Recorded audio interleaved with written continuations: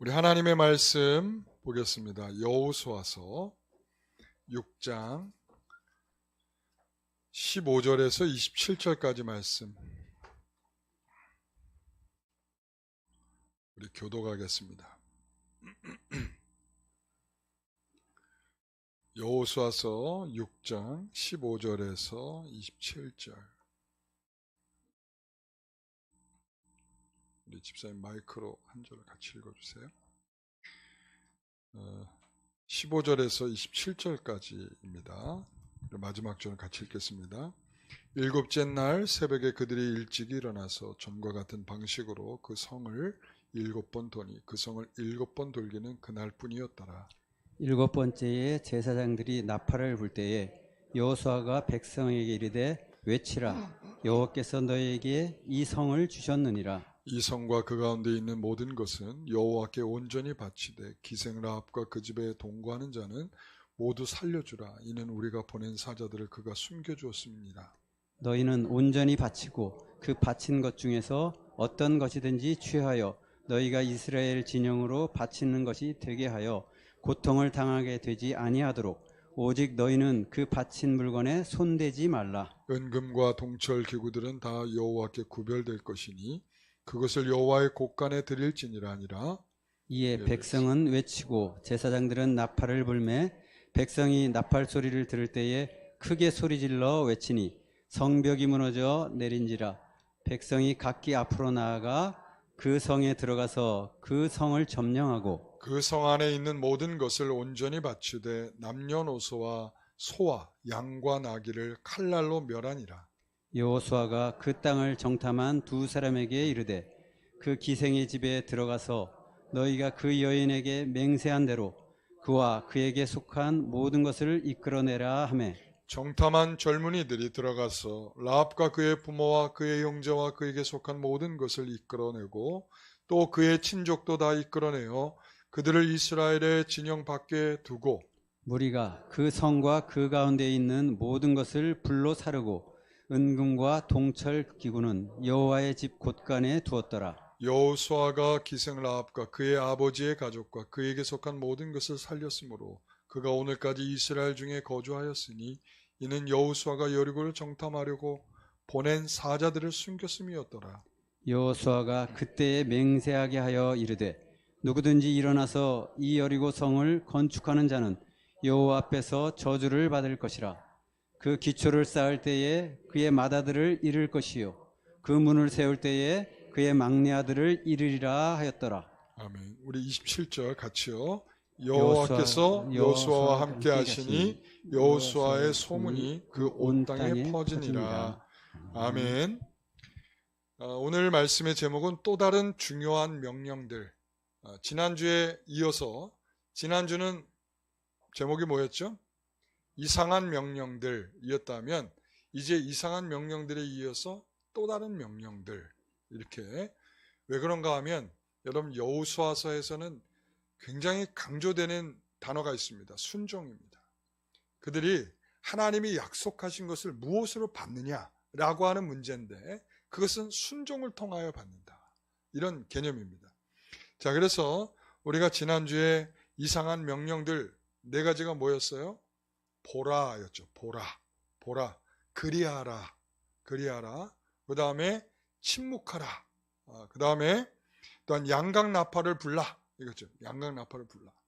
이런 것들이 왜 이상한 명령이었는가 하면 그러니까 문맥에 맞지 않거나 그것을 한다고 해서 무슨 도움이 되겠는가.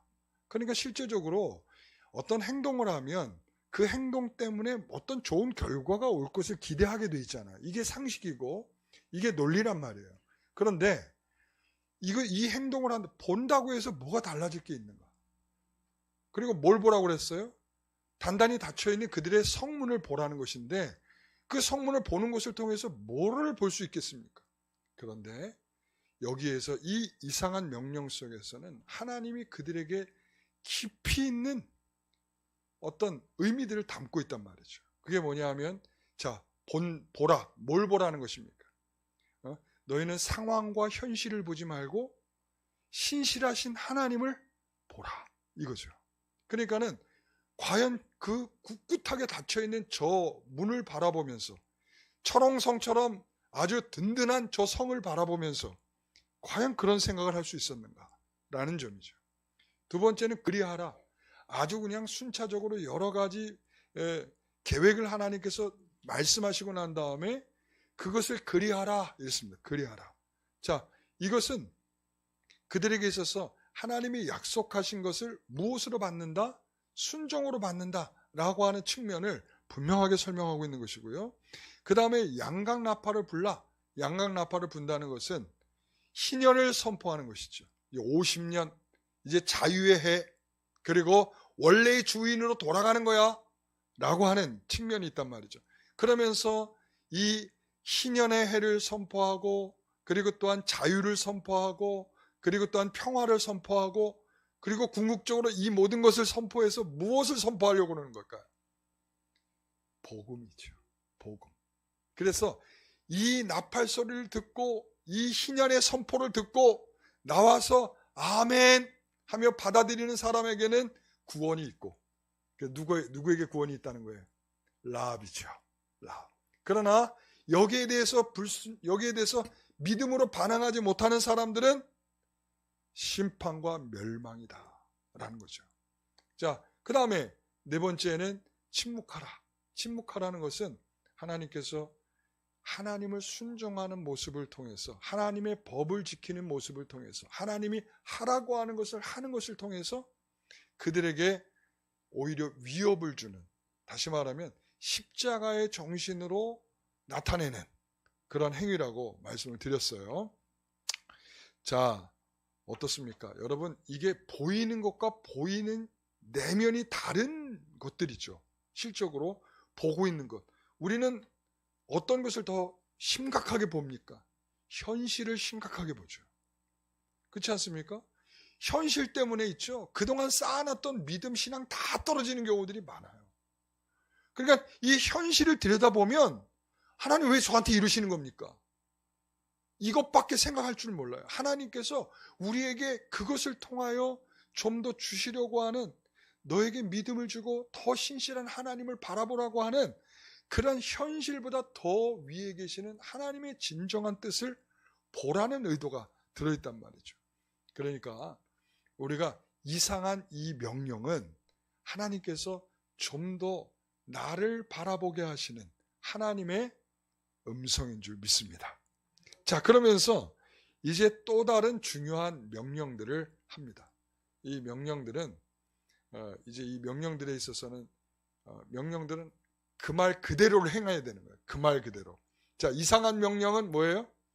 의미를 달리하고서 행동을 해야 되는 것이라면, 이 중요한 명령들은 그 말 그대로를 따라야 하는 것이죠. 자, 첫 번째는 외치라입니다. 몇째 날에 일어난 일이죠? 일곱째 날이죠. 자, 일곱째 날이 여섯째 날과 비슷하면서도 다른 점이 있었습니다. 그리고 일찍 일어난 것, 일찍 일어났다 이렇게 얘기하고 있어요. 자, 6일 동안도 일찍 일어났다 이렇게 얘기하는데 7일째도 일찍 일어났어요. 일찍 어떻게 일어났을까요? 동틀 때 일어났다. 다시 말하면 새벽에 일어났다. 그러니까 일찍 일어났다는 것은 동일하게 6일이랑 같지만 일곱째 날에는 좀 더 구체적으로 새벽에 동틀 때 일어났다. 이렇게 해서 구체화되죠. 자, 그러고 난 다음에 성을 어떻게 됐어요? 6일 동안에는 한 바퀴씩 돌았죠. 제사장이 나팔을 불고, 그리고는 아무 소리도 내지 않고 그렇게 돌았단 말이에요. 자, 그렇게 돌면서 몇 바퀴를 돌았어요? 일곱째 날에는 7바퀴를 돌았다. 그렇죠? 그러고 난 다음에 자, 제사장이 나팔을 불면 와 하고 소리를 질렀단 말이죠. 자, 여기에는 자 15절, 일곱째 날 새벽에 그들이 일찍 일어나서 전과 같은 방식으로. 자, 뭐라고요? 전과 같은 방식으로. 전과 같은 방식은 뭐예요? 비슷한 똑같은 루틴을 가지고 그대로 행했다 이런 말이죠.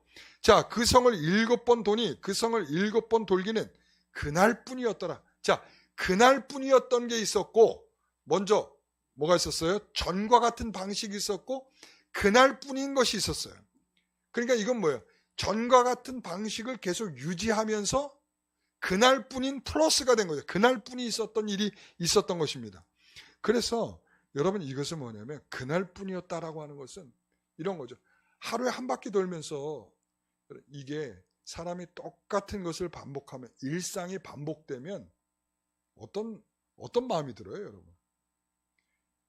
오늘 아침 먹고 점심 먹고 또 저녁 먹고 또 내일 아침 먹고 점심 먹고 저녁 먹고 또 모레도 아침 먹고 점심 먹고 저녁 먹고 목요일도 아침 먹고 점심 먹고 저녁 먹고 여러분 매일 이렇게 이런 것들이 반복될 때 여러분 어떤 생각이 들어요? 그렇죠. 중요성도 모르고 그리고 대부분의 사람들은 회의감을 들어요. 회의. 내가 이거를 해서 내가 먹고 살고자 이렇게 살아가는 건가? 내 인생이 뭔가? 이렇게 생각을 하죠. 그러니까 똑같은 일을 계속 반복하면 반복할수록 사람이 긍정적인 생각보다는 부정적인 생각. 여러분 생각해 보세요. 이걸 오늘 한 바퀴 돌았어. 한 바퀴 돌면서 아 정말 이거 무너질까? 자, 그 다음날 또 한 바퀴 돌아. 진짜 무너질까? 세 번째 또 한 바퀴 돌아. 정말 무너질까? 이걸 돌면 돌수록 매일 하루에 한 바퀴씩 그것도 이거를 무너질 때까지 돈다 뭐 이런 것도 아니고 하루에 한 바퀴만 돌아. 이게 무슨 소용이 있을까? 아마 돌면서도 회의감이 들었을 것 같아. 여러분들은 어땠을 것 같아요? 네? 그랬을 것 같죠. 예. 그런데 제 7째 날에는 7바퀴를 돌았어. 이게 7바퀴 돌았다는 게 우리가 이제 희년하고 관련이 있는 7번이라는 얘기도 있지만 이 완전한이란 뜻이 있어요. 7바퀴는 뭐라고요? 완전한. 그러니까 내가 이것을 돌면 이제 완전한 결과 앞에 설 거다라고 하는 좀 더 발전된 형태로 서는 거예요. 자, 그래서 그날뿐이었더라 라고 하는 건 뭐예요? 이제 그들이 무너질 수 있는 그런 기반의 신실한 믿음으로 더욱 완벽해진 시간에 서게 됐다라는 말씀이죠. 여러분 그렇습니다. 여러분 일상에 반복되면 처음에 가졌던 생각들이 무너지는 것은 일반적인 것입니다.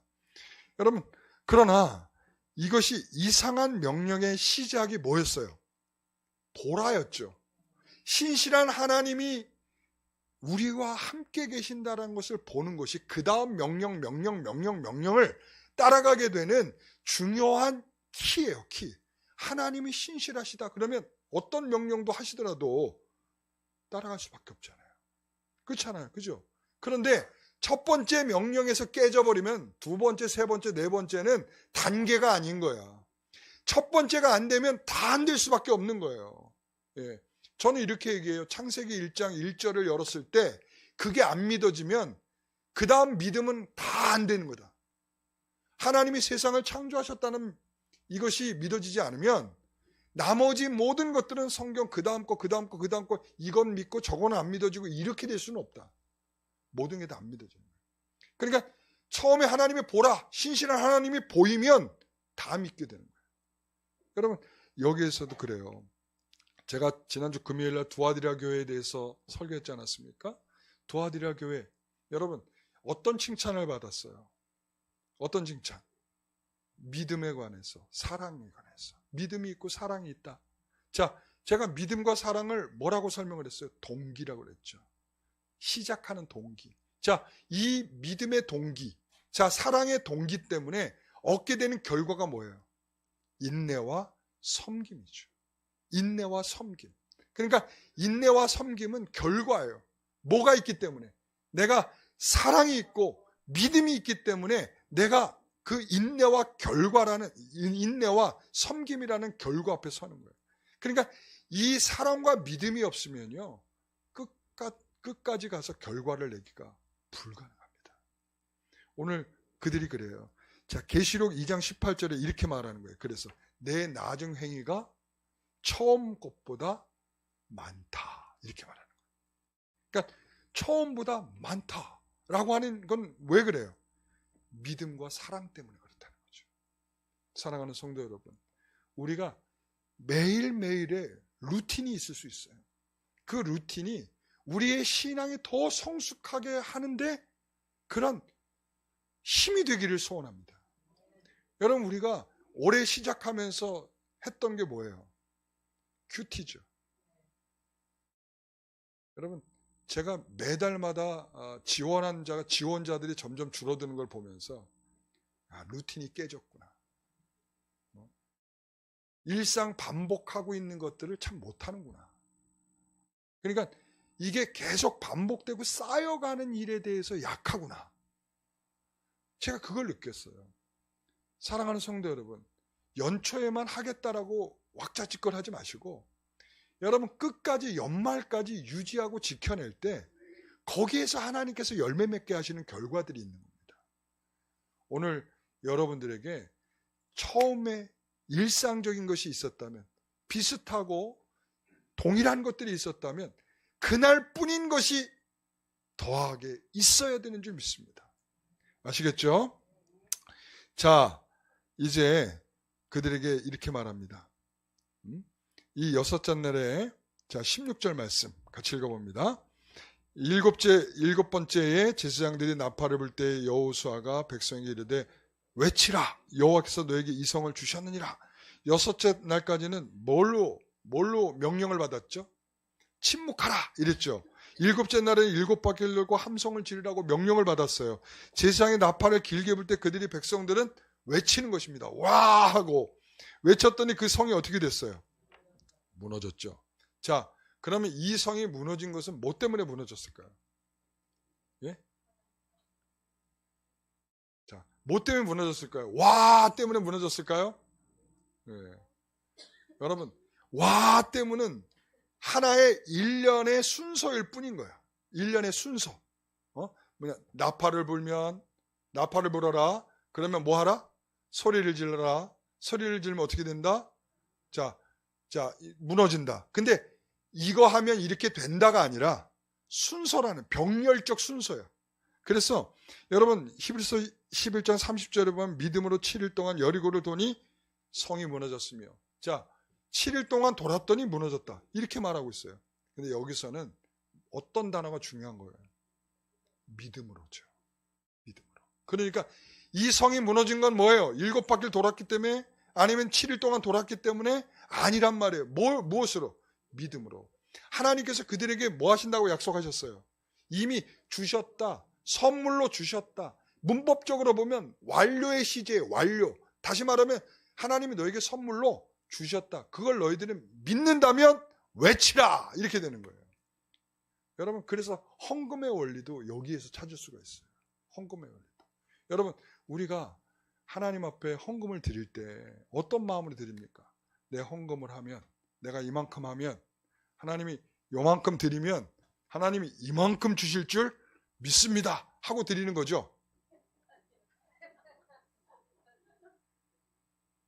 여러분, 우리는 하나님께서 이미 주신 것을 다 받은 사람들입니다.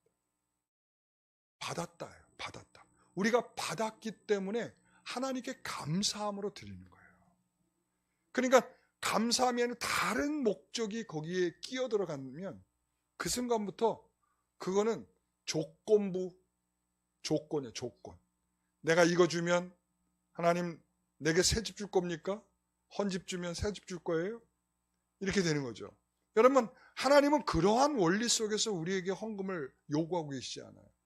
왜냐하면 내가 너에게 은혜와 사랑과 자비와 특히 구원의 은혜를 다 베풀어 주시지 않았느냐. 그러므로 그것을 믿는 너희들은 하나님 앞에 감사함으로 물질을 드리는 거죠. 감사함으로 그분 앞에 나오는 것이며, 감사함으로 주 앞에 예배하는 것이니, 오늘 우리의 가장 기본적인 원리는 우리가 은혜 받기 위해서 예배하고 있는 게 아니고, 그죠? 우리가 먼저 하나님께 감사하기 때문에 예배로 하나님께 드리는 것입니다. 원리가 그렇다는 거예요. 여러분, 그렇습니다. 그들의 외침은 하나님께서 지금 이 자리에 오셨다는 것을 나타내는 거예요. 제가 여러분 나팔소리가 어떤 의미라고 그랬어요? 희년을 알리는 나팔소리. 희년을 알리는 나팔소리는 어떤 것을 의미하냐면 이제 그분이 오셨다. 누가 오셨다? 참된 주인이, 원주인이 오셨다라고 하는 것을 알리기 위해서 나팔을 분단 말이죠. 그죠? 그러니까 지금 이 나팔을 불 때 그들이 소리를 지른다라고 하는 것은 함성과 나팔은 동일한 의미가 있어요. 동일한. 다시 말하면 지금 주인이 이 자리에 오셨다라는 거예요. 그러니까 그분이 이 자리에 오셔서 그분이 우리에게 약속하신 대로 뭐 할 줄, 이것을 무너뜨리실 줄 믿습니다 라고 외치는 거죠. 여러분, 그렇습니다. 그래서 그들에게 그와 같은 일이 일어나는 거예요. 그러니까 우리는 생각할 때 이렇게 하죠. 하나님께서 그 행위를 요구하지 아니하시면 그 성이 무너지겠는가? 이런 질문을 받을 수가 있어요. 여러분, 그렇습니까? 아닙니까? 꼭 소리를 질러야 무너지는 것입니까? 침묵해도 되는 겁니까? 하나님의 방법은 침묵일 수도 있는 거야. 그런데 우리는 항상 그런 생각을 해요. 아, 이거는 소리를 질렀기 때문에 그렇게 된 거야. 이거 우리가 이렇게 뺑뺑뺑 돌았기 때문에 그렇게 되는 거야 라고 생각을 한단 말이에요. 그래서 우리는 그 방법에 매달리는 경향들이 있어요. 자, 우리가 예를 들면 이런 거죠. 자녀를 키워요. 자녀를 키우는데 우리가 자녀를 어떻게 키워야 됩니까? 그러면 어떤 사람들이 이런 책을 내죠. 내가 자녀들을 말이에요. 이렇게 해서 키웠더니 애가 대학도 잘 가고 좋은 직장도 다니고 이렇게 해서 정말 애가 너무나 성실하고 착한 아이가 됐어요 라고 하는 책을 쓴 거예요. 그래서 이제 아이를 키우는 엄마가 그 책을 읽었어. 그 책을 읽고 나니까 어떤 마음이 들겠어요? 아, 아이는 이렇게 저렇게 요렇게 키우는 거구나. 그리고서는 아이에게 이제 이렇게 저렇게 요렇게를 요구하는 거죠. 애 잡습니다. 여러분, 그건 방법의 문제가 아니에요. 방법의 문제가 아니에요. 그거는 이미 아이가 이런 어떤 뭐 타고난 것도 있을 수도 있고, 그리고 환경적인 것도 꼭 그렇게만 해야 그런 결과가 온다 아니라는 거예요. 제가 제일 반대하는 것 중에 하나가 뭐냐면, 자, 이렇게 하면 부흥합니다 라는 이야기예요. 이렇게 하면 부흥합니다. 그거는 있잖아요, 여러분, 방법론적인 게 아니야. 방법론, 하나님께서 먼저 보내주셨다라는 측면이 큰 거예요. 그래서 왜 있잖아요, 이렇게 전도 많이 하고 막 이렇게 해가지고 부흥한 교회들 이렇게 책 쓰잖아요. 책 쓰면은 그러면 사람들이 또 이제 그거를 이제 읽는 거예요. 읽고 나면 아, 이렇게 저렇게 요렇게 하면 교회가 부흥하겠구나. 그래서 그걸 가지고 와서 이렇게 저렇게 요렇게를 해보죠. 그랬을 때 어떤 결과가 옵니까? 그냥 방법론이 아니라고요. 하나님께서 그 목회자에게 보내주시는 양이 있다는 것이죠. 하나님께서 그 사람에게 그 교회를 이루도록 하시는 양이 있어요. 그렇기 때문에 그거를 방법론적으로 접근하는 것은 매우 위험하다. 여러분, 그래서 소리를 지르는 것이 방법이 아니라, 여러분, 소리를 지르는 것이 방법이 되려면 여기에 전쟁할 때마다 뭐 해야 돼요? 소리 질러야 돼. 성경에 소리 질러서 성이 무너졌다는 것이 많아야 돼. 그리고 오늘날도 가능해야 돼. 그게 일반화돼야 되네. 일반화. 그러면 우리도 성을 바라보면서 우리가 저기를 무너져야 될 것이면 우리가 소리를 질러라. 그러면 무너져야 되는 거예요. 여러분, 그렇지가 않습니다. 오늘 우리는 그들의 외침은 하나님께 지금 이곳에 뭐 하고 있다? 임재해 계십니다. 그래서 우리 예수님께서도 십자가에 죽으시고 부활하신 이후에 승천하시기 직전에 우리에게 마지막으로 남기신 유언적인 말씀이 있잖아요. 뭐예요? 네, 그거는 이제 십자가 지러 가시면서 이제 그게 짬뽕이 됐어요. 이제 그게 아니라 이제 이 말을 하셨죠. 뭐냐면 내가 세상 끝날까지 너희와 항상 함께 할 거다. 내가 너희와 항상 함께 한다라는 거죠. 그러니까 우리가 항상 함께 하신다는 걸 우리가 믿으면 우리가 소리를 질러야죠. 그렇죠? 그분이 우리와 함께 계십니다. 사람들이 미친 줄 알아요. 그러면 네?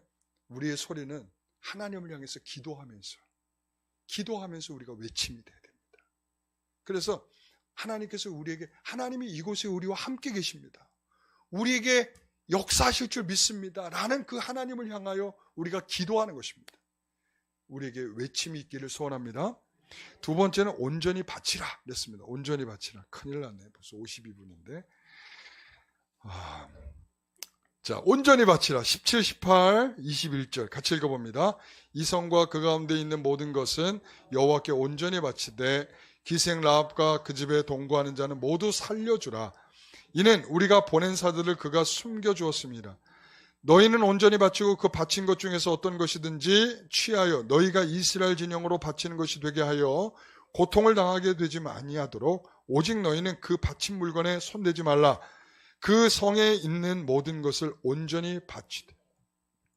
여기서 온전히 바치라 그랬어요. 온전히 바치라. 온전히 바치라로 번역해 준 것을 너무 감사해요. 원래 다른 부분에서는 이 온전히 바치라를 뭐라고 번역했냐면 진멸. 그러니까 하나도 남기지 말고 완전히 싸그리다 없애버려라. 이거죠. 진멸. 그러니까 헤렘이라고 하는 히브리어 이거든요. 하람이라고 하는 진멸하다라고 하는 동사고 헤렘은 명사예요. 그러니까 진멸인데 이것을 어떻게 했어요? 온전히 바치라 이렇게 번역을 했어요. 이게 굉장히 좋은 표현이에요. 여기에서 이 온전히 바친다라고 하는 것은 매우 강력한 기준을 제시합니다. 이 강력한 기준이라는 게 뭐냐면 전리품에 대해서 은과 금이나 동이나 이런 것들을 얻게 되면 어떻게 하라는 거예요? 자, 여호와의 곳간에 드리라. 그 다음에 살아있는 존재, 사람이 되었든 짐승이 되었든 살아있는 것들에 대해서 어떻게 하라? 칼로 죽이라. 그 다음에 나머지는 다 어떻게 하라? 불로 태우라. 이랬어요. 그러니까 진멸이라고 하는 의미와 다 동일하죠. 그냥 혹자는 이야기하죠. 하나님 엄청 잔인하신 분이네. 아니 그거 짐승들이 뭘 그렇게 잘못했다고 짐승들을 다 그렇게 칼로 찔러 죽이고 그리고 뭘 그렇게 대단하다고 그걸 다 홀랑 그렇게 불태워버리는가? 그럴 수 있잖아요. 그죠? 여러분 사실은요 전쟁하면서 무엇 때문에 전쟁을 하나요? 일반적으로 전쟁은 뭐 때문에 해요? 열받아서 해요?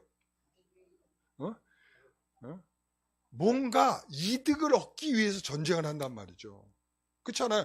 이 고대로 올라가면 올라갈수록 어떤 전쟁이 많은가 하면 가서 땅을 빼앗고 그들의 것을 빼앗아서 경제적인 이득을 얻으려고 하는 게 가장 큰 목적이에요. 뭐 다른 목적도 있겠지만 그렇다면 지금 여리고성을 정복했어. 그러면 그들이 취할 것 중에 첫 번째는 뭐겠어요? 경제적인 이득을 취해야 되잖아. 그렇잖아요. 왜냐하면 지금 이스라엘은요 땅을 차지하고 이미 경제적인 활동을 하고 있었던 나라가 아니에요. 그러니까 하나님이 먹이시는 만나를 먹이면서 광야길을 걸어와서 이제 그나마 그 젖줄마저 끊겼어. 이제 더 이상 만나도 안 준다고 그러셨잖아. 그러면 이 여리고에 들어가서 첫 번째 해야 될 게 뭐예요? 그들의 것을 취하여 먹을 것을 확보하고 경제적인 활동이 될 때까지는 뭔가를 좀 유지할 수 있는 근거로 삼아야 되는 것이 기본적이죠. 근데 이상하잖아요. 그러니까 경제적인 원리에서도 이 전쟁이 좀 이상하고 그리고 또한 이렇게까지 할 수밖에 없는 이유가 뭐냐면 사실은 이것이 성전이기 때문에 그래요. 거룩한 전쟁. 그리고 종교적인 측면에서 이것을 다뤄야 되는 거예요. 이거 왜 이렇게 하나님 살벌하냐 이게 아니라 이것은 하나님께서 참된 주인이 되시는 첫 번째 것은 하나님의 것으로 취하시려고 하는 첫 태생 것. 그죠? 하나님이 첫 번째 것. 그리고 여리고성이 첫 번째잖아요. 그러니까 이 첫 번째 것을 하나님께서 취하시려고 하는 이유가 있고요. 그 다음에 이 모든 것을 하나님께서 받으시려고 하는 의미가 있단 말이죠. 그래서 실제적으로는 우리가 그 이슬람의 지하드 이런 말 들어보셨죠? 이슬람의 지하드라고 하는 말이 뭐냐면 성전이라는 뜻이에요. 성전. 그들은 거룩한 전쟁이라고 말하면서 자 알라가 말씀하셨다라고 하면서 무하마드가 저기거든요. 그러니까 알라의 메신저예요. 그러니까 알라의 말을 전하는 무하마드가 뭐라고 얘기하냐면 모든 사람을 향하여 싸우라. 그리고 너희들이 싸우다가 순교하면 순교자로서 하늘의 복이 있다. 이런다. 하늘의 복이 있다. 그러니까 죽었다가는 너희들이 다시 살아날 것이고 다시 살아났다가는 너희들은 전사가 돼서 싸우라. 이렇게 얘기한단 말이에요.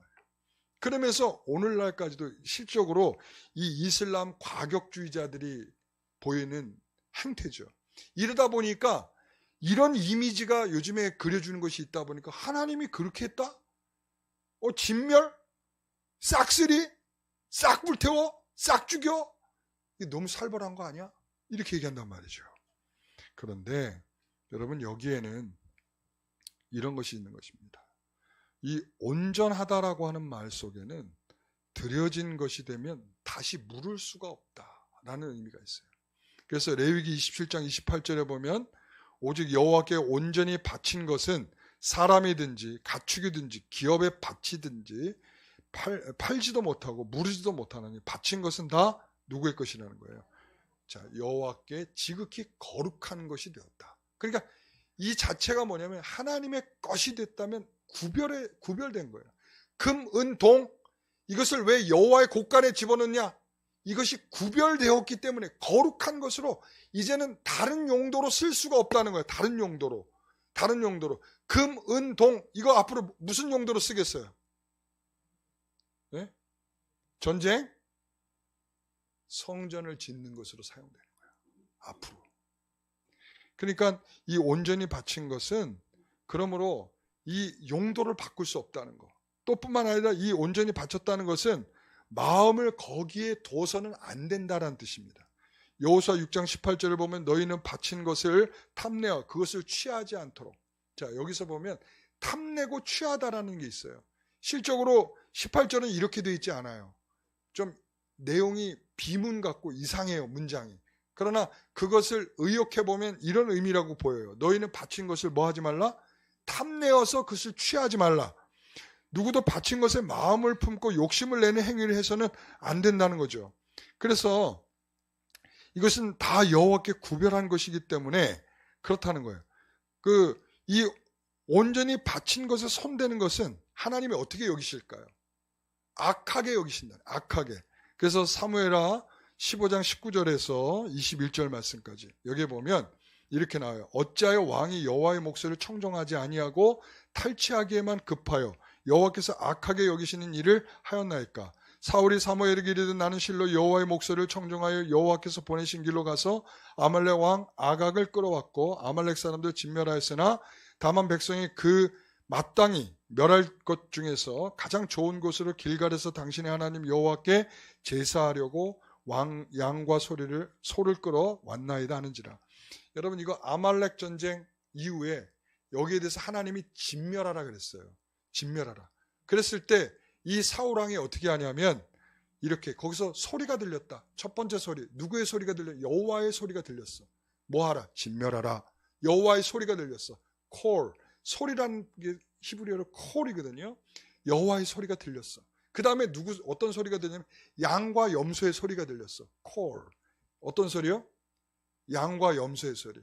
또한 세 번째 누구의 소리가 있었냐? 백성의 소리가 들렸어. 콜. 백성의 소리. 자, 여기에서는 이 소리들이 들리고 있는데 이 소리 중에 어떤 소리에 사울이 응답을 합니까? 어떤 소리에 응답을 하죠? 하나님의 음성이었습니까? 아니죠. 백성의 소리. 그리고 양과 소의 울음소리에 마음이 묶이죠. 자, 그렇게 해서 그 소리에 반응을 하는 겁니다. 자, 그 소리는 결국 무엇으로 반응합니까? 욕심으로 반응하죠.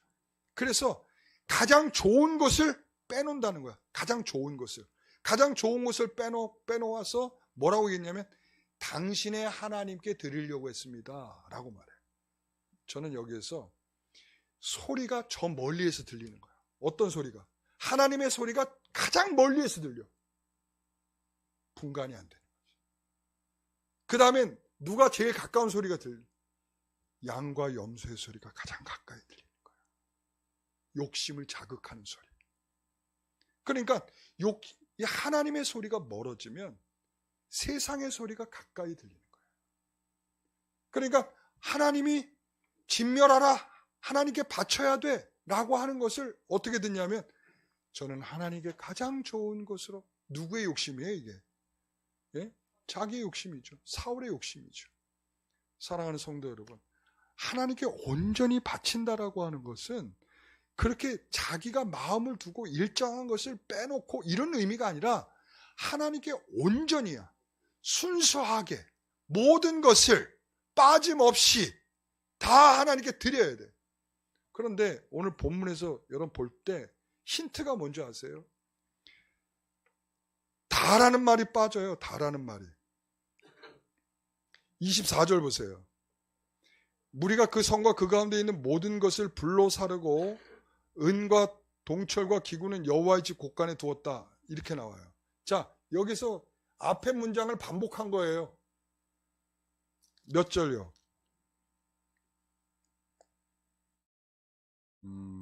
19절. 19절 보세요. 은금과 동철 기구들은 다 여호와께 구별될 것이니. 다 구별될 것이니. 이랬어요. 그런데 여기에 다 드렸다는 거예요? 안 드렸다는 거예요? 안 했다는 것이 보여지고 있죠. 여러분, 이게 온전히 바치지 못했다는 것을 보여주죠. 여러분, 여기에서 온전히 바치는 것이 되어야 했습니다. 왜 그랬어요?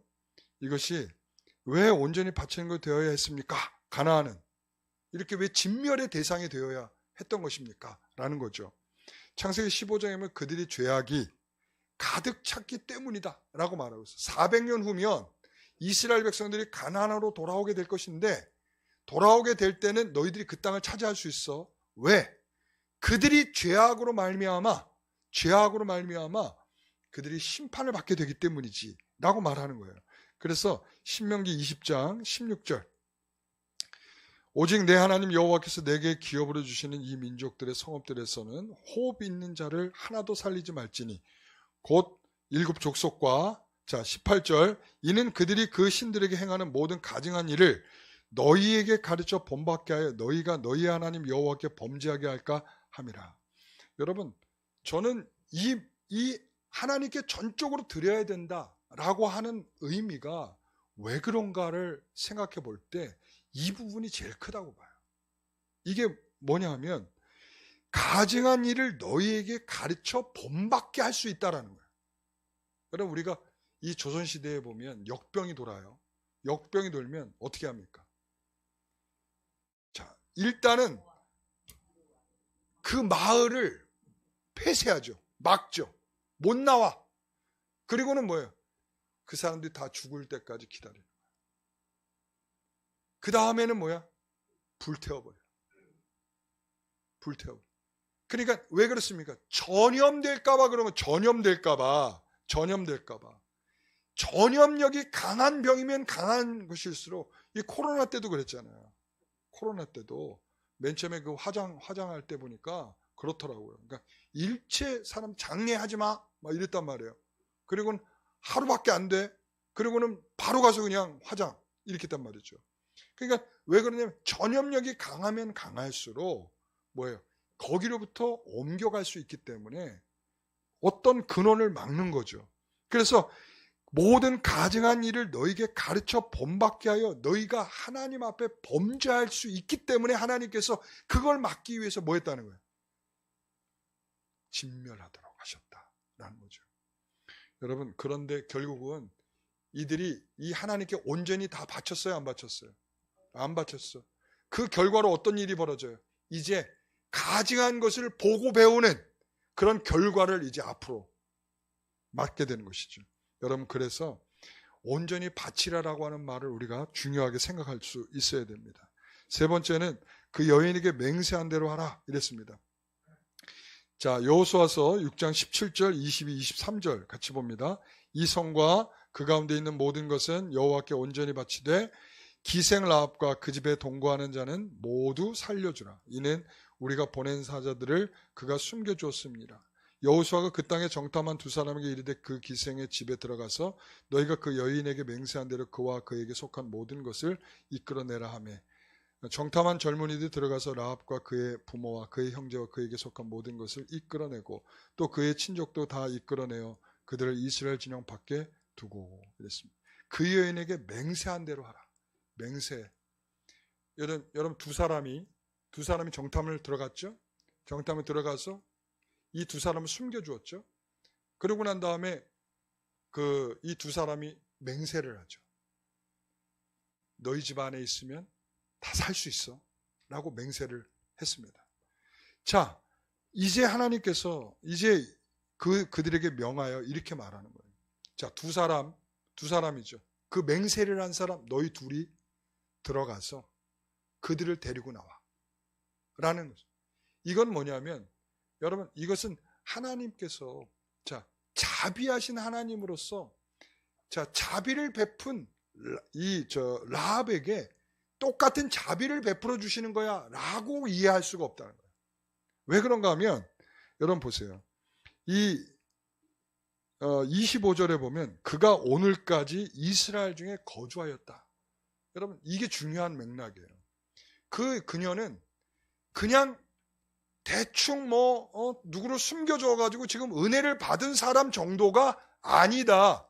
그는 우리와 원래 함께하는 마치 이제 이스라엘에 속하는 사람이 됐고 이제 새로운 이스라엘이 된 것이다. 지금 그 말을 하고 있는 거예요. 여러분, 그래서 마태복음 1장 5절을 보면 살몬은 누굴 낳고? 라합에게서 보아스를 낳고, 보아스는 누굴 낳고? 이새를 낳고, 이새는 누굴 낳고? 다윗을 낳고. 자, 요셉은 누구를 낳고? 예수를 낳고. 여기까지 가는 거야. 그러니까 라합이라고 하는 여인은 하나님께서 창세전에 그를 택하셨어. 그리스도 예수 안에서 택하셔서 구원하시는 은혜를 베풀어 주신 것이다. 그런 차원에서 맹세로 인하여, 다시 말하면 언약한 것으로 인하여 라고 하는 측면을 지금 말하고 있는 것입니다. 여러분 그렇습니다. 우리가 다 그렇게 구원받은 사람들이에요. 라합과 같은 사람들이에요. 라합은 어떤 사람? 기생 라합이에요. 창녀였어요. 그런데 하나님 그에게 창세전부터 구원할 계획을 이처럼 세우고 계셨다는 것을 말씀하고 있는 거예요. 오늘 우리가 받는 은혜가 바로 거기 있는 거 아니겠습니까? 라합이 그 이후에 어떤 인생을 살았겠어요? 어떤 인생을 살았겠어? 보나마나지. 믿음으로 살았죠. 보나마나 아니겠어요? 히브리서에서도 증거하듯이 믿음으로 라합은이에요.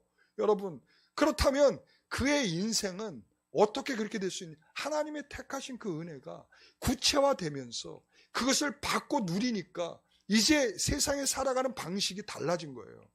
근데 우리는 어떻습니까?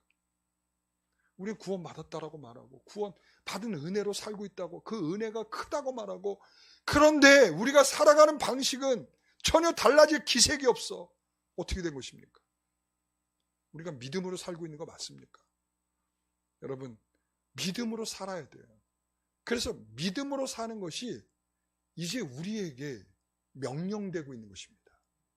아시겠습니까? 오늘 여기서 세 가지의 질명, 외치라. 그죠? 그리고 또 두 번째, 온전히 바치라. 그리고 세 번째, 맹세한 대로. 이 모든 것은 뭐냐면 믿음으로라는 거예요. 믿음으로가 아니면 여기에 대하여 답할 수 없는, 오늘 우리는 그 명령을 지금 받고 있는 것입니다. 여러분 믿음으로 사시기 바랍니다. 기도하겠습니다.